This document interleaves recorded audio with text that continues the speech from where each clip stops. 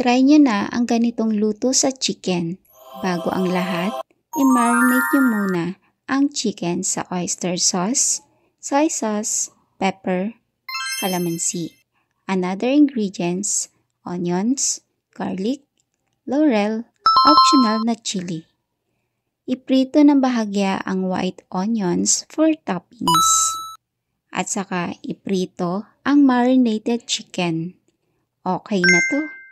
At simulan na natin ang pagluluto nito.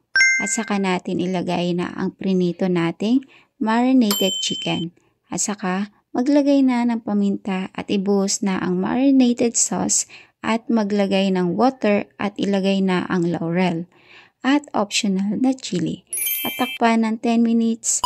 Ito na ang ating chicken beef steak recipe. Yummy! Thank you for watching! Wow! Sarap!